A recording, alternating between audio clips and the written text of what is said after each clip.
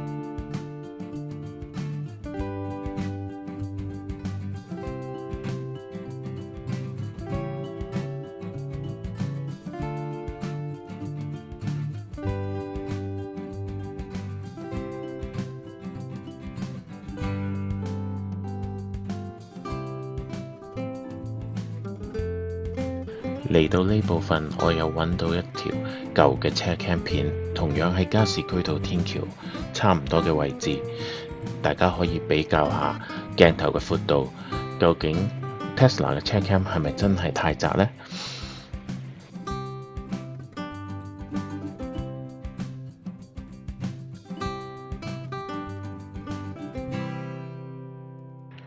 跟住嚟到夜晚嘅片，就會喺尖沙咀梳士巴利道。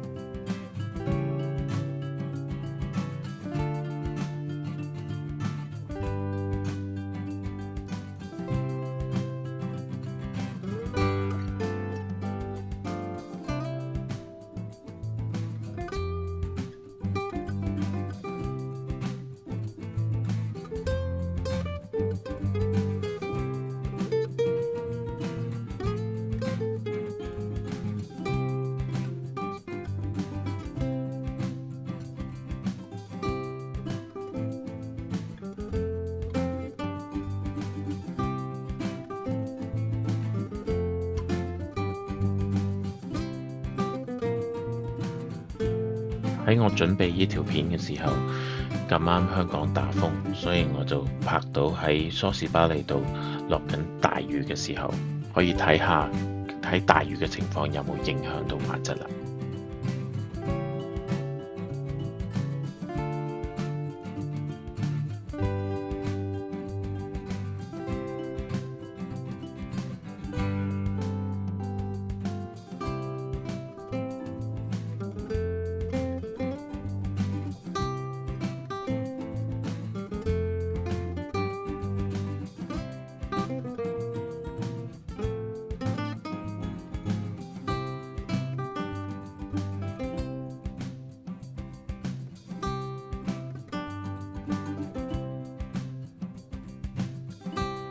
睇完車 cam 片，我哋就嘗試實測下究竟 Tesla 6個鏡頭係咪可以覆蓋晒360度所有位置，定係究竟其實係有盲點嘅呢？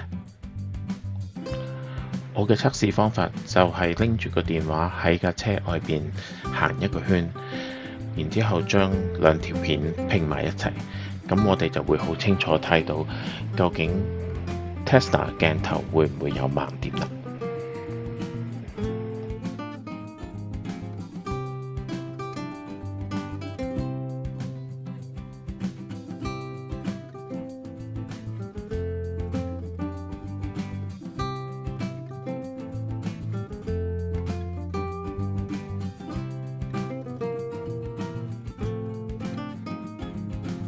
睇完盲點嘅實測，我哋就講下 Tesla 嘅手指究竟係點樣儲啲影片嘅。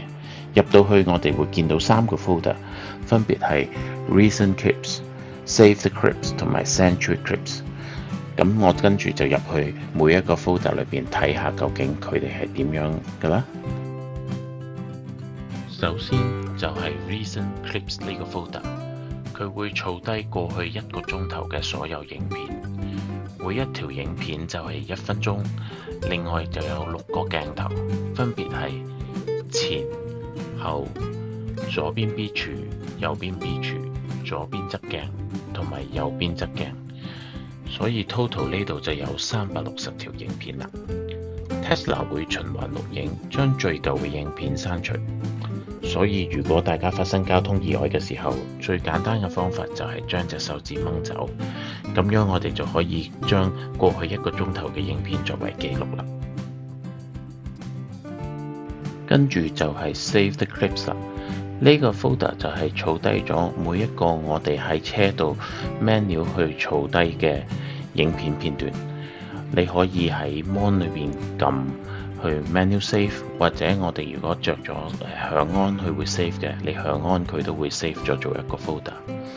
每一個 folder 裏邊會儲低你 save 嗰刻過去10分鐘嘅影片，而裏邊嘅 file 同樣都係1分鐘一個，同埋分開6個鏡頭，所以我哋就可以喺發生意外或者我哋需要記錄嘅時候儲低佢啦。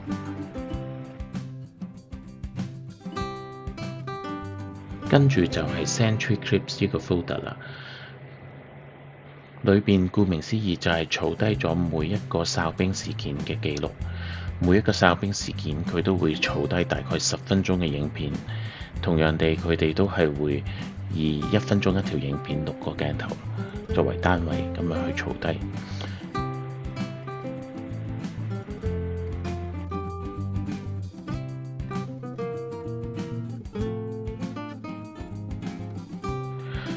最後我哋就可以計下數啦。Recent Clips 裏邊儲低咗嘅60分鐘影片，佢 total 就用咗13.4 G 嘅 data。我哋保守啲就當佢60分鐘嘅影片要15 G data。咁喺原裝嘅128 G 手指裏邊就有15 G 放咗呢個循環錄影嘅影片，咁即係話得返113 G。而每一個10分鐘嘅 event就大概要用2.5 G 嘅 data， 咁所以我哋就可以計到113 G 除以2.5 G， 咁佢就大概可以儲到45個 event。即係話，如果我哋用原裝 Tesla 俾我哋嘅手指，我哋儲咗45個 event， 隻手指就會滿咗，我哋就需要 manual 咁去 delete 呢隻手指裏邊嘅內容啦。咁大家就可以跟住呢個數據去睇下自己需要有幾大容量嘅手指啦。